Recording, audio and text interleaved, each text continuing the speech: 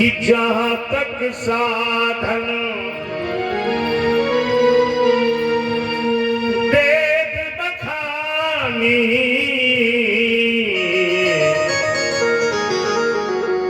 और सब कर फल हरि भगत भवानी।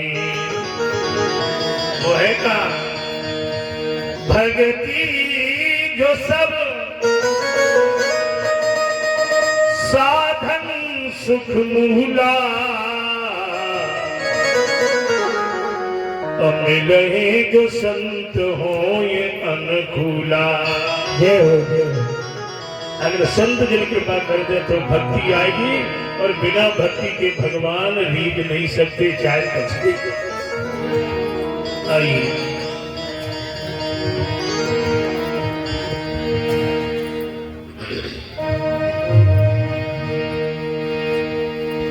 प्रीति करो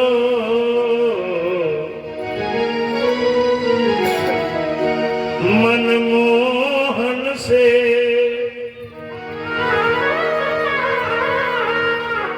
राही बनिए गुरु ज्ञान गली के, गुण गाइए सदा रघुनंदन के, और दास बनो बजरंग बली के। अपने रंग राजेश न कोई अपना, सब नीत है तकदीर के बनी बनी के, अपने उर में सदा रखिए पद पंकज श्री वृषभानु लली के। अपने उर में सदा रखिए पद पंकज श्री मिथिलेश लली के। आइए प्रार्थना करें भगवान से, प्रभु और बुलाए लो अपनी नागरिया, बुलाए लो अपनी नागरिया। ओ अवध बिहारी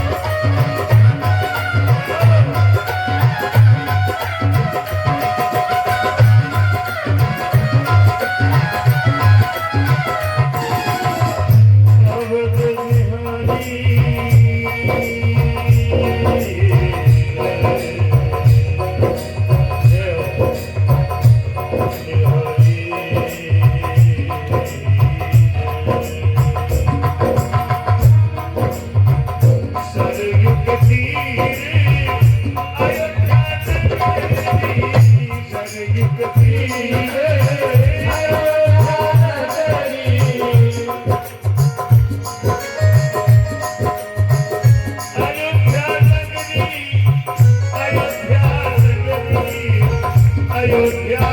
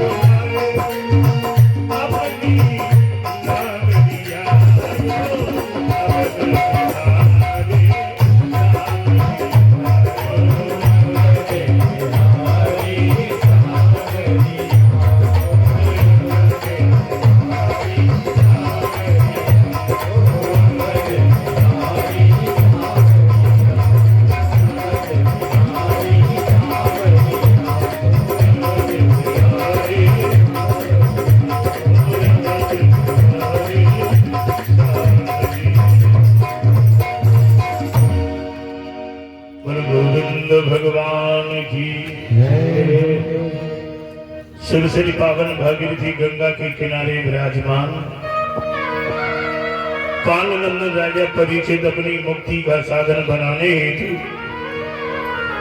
आचार्य प्रवर व्यास नंदन श्री सुखदेव जी महाराज की पवित्र वाणी से इस कथा को श्रवण करते हैं। देखिए सुखदेव जी महाराज कहते राजन एकदा संध्यातयम् कश्यपो वदित भार्यामहे पुत्रेत यति तन्मयतया यति गृहि हरि कृपादं याचनम्।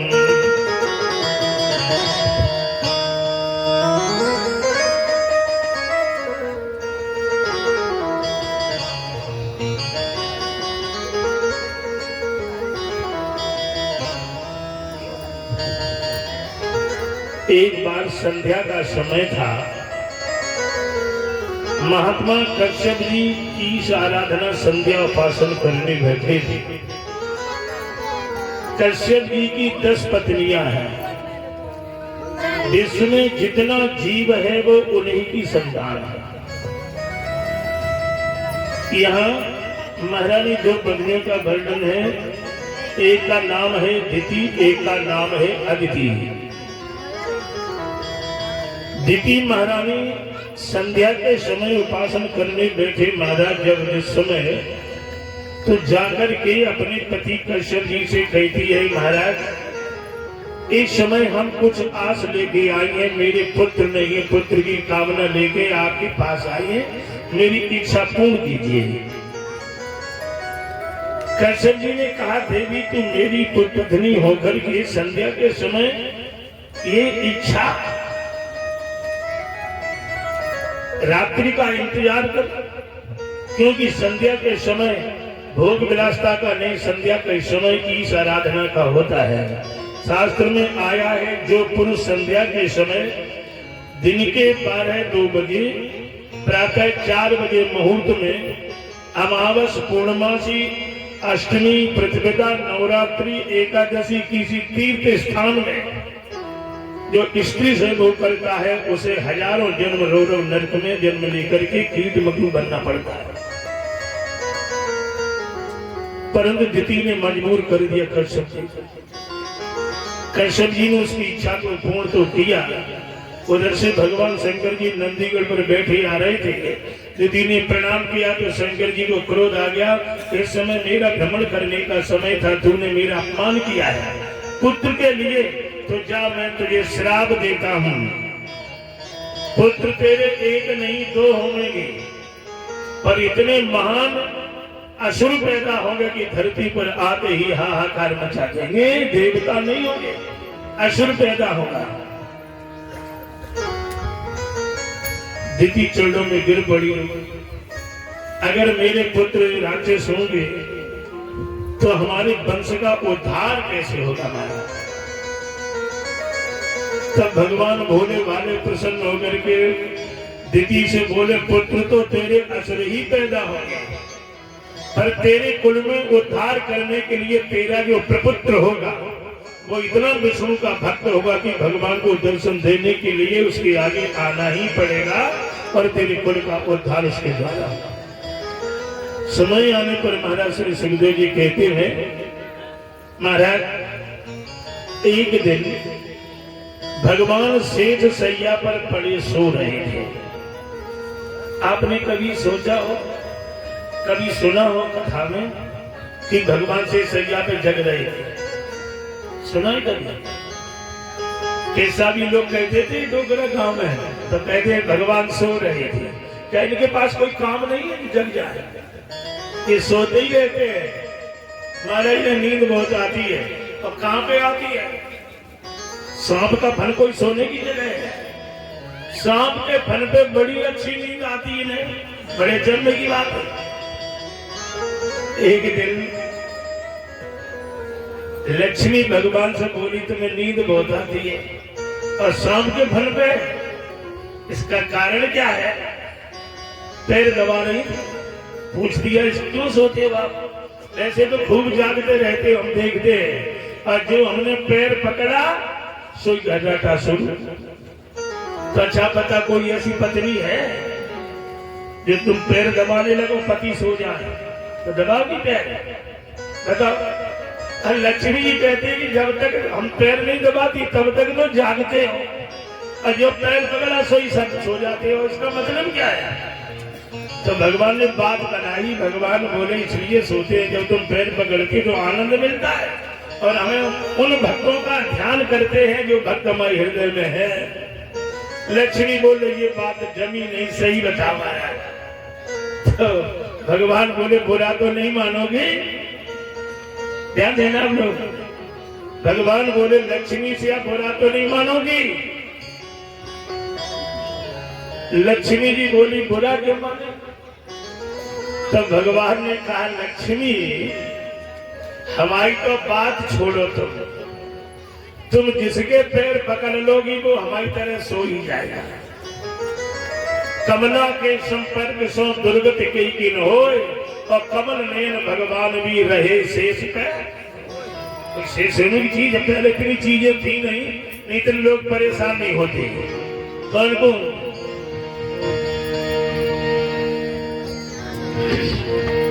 कि डबल बेड हो तो जब ही बनने लगे, पहले नहीं थे। डबल बेड हो तो कहूं विष्णु जी के पास, तो शेष के फन पर सैया लगाते क्यों? डबल बेड हो तो विष्णु जी के पास, तो शेष पर सैया लगाते क्यों? और माचिस जो होती, माचिस जो होती सियाजू के पास, तो बने अशोक में सशोक दुख सहिती क्यों? टेलीफोन हो तो जो मथुरा से वृंदावन के लिए, तो श्री कृष्ण के वियोग में गोपियां रोती क्यों। वाहन जो हो तो मां शीतला पर, तो गदहा पे सवारी बिचारी बनाती क्यों। अंतिम बात, भजता जो जीव ये कहीं प्रभु को, तो 84 में पड़ा पड़ा हाय हाय चिल्लाता क्यों। सज्जनों, लक्ष्मी जिसके पैर पकड़ ले माने पास आ जाए। अब सोचो आप, भगवान को ये पता नहीं है कि शेष पूरी पृथ्वी को अपने सिर पे धरे पहले से।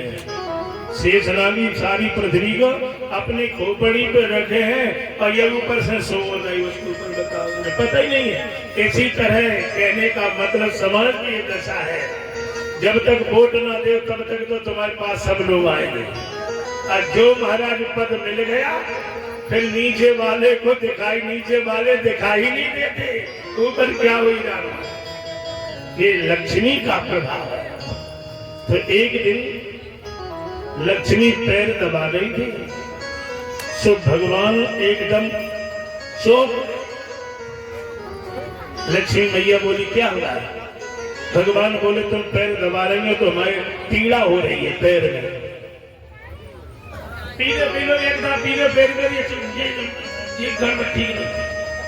गद्दी के सामने से मत निकलो कोई, और जिसको प्यास लगी हो तो एक बार पी लो जितना पीना हो।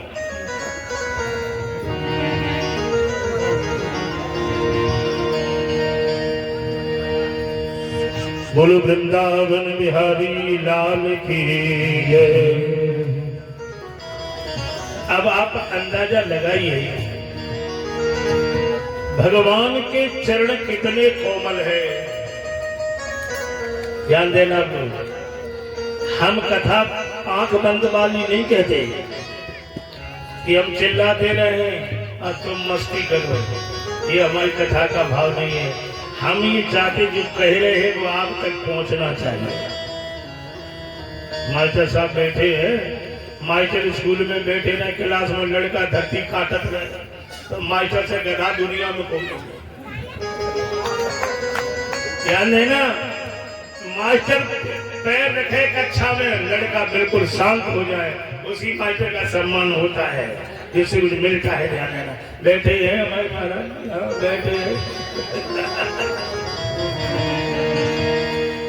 हालांकि बुरा तो लगता होगा बच्चों को, लेकिन भविष्य में का उनमें छुपा होता है। टीचर के गुरु के क्रोध में शिष्य का हित छुपा होता है। आप अंदाजा करिए भगवान के चरण कितने कोमल हैं। ध्यान देना, लाइन पड़ी होगी रामायण की। नव कंज लोचन कंज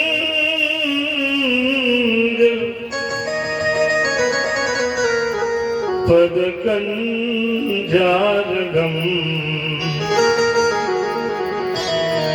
श्री रामचंद्र कृपाल भज हरण भव भय।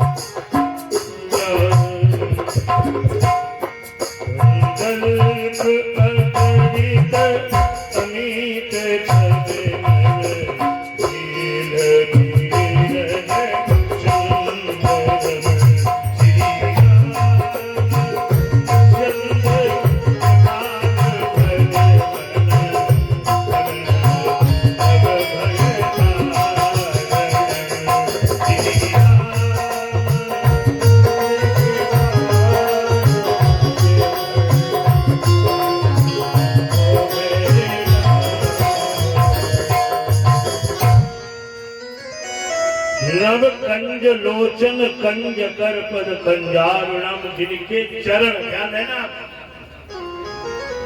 कमल कोमल होता है और कमल से कोमल है कमला है। कमल के फूल पर बैठी है कि नहीं? तो बोलो कमल कोमल है कि कमला कोमल है? पहले तो कमल कोमल और कमल से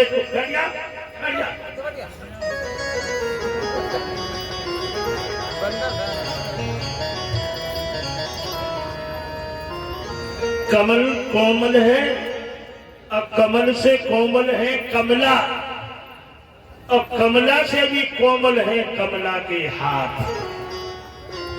और वो हाथ जब भगवान के दबा रही है तो भगवान कहते हैं मेरे पीड़ा हो गया। अंदाजा लगाइए आप भगवान के चरण कितने कोमल होंगे सज्जनों। एक बहुत अच्छा प्रसंग है रामचरित मानस की, दो चौपाइयां हृदय को रुला देती। अयोध्या के सम्राट नगर में दो पुरुष हैं, एक है मंथरा और एक है भरत जी। दोनों जन एक ही घर में रह रहे हैं। मंथरा जिस घर में रहती उसी में भरत रह रहे हैं, और जिसमें भरत रहते उसी में मंथरा रहती है, और दोनों को एक ही बीमारी है। भरत जी किस लिए रह रहे? दोनों को एक ही बीमारी है। मंथरा को क्या बीमारी है ध्यान देना। मंथरा ने देखा नगर सजा है अयोध्या, तो लोगों से पूछ रही है क्या? पूछ से कहो ये कार उछाओ, राम तिलक सुन भाउरदा। भगवान जय छूटे उते न जा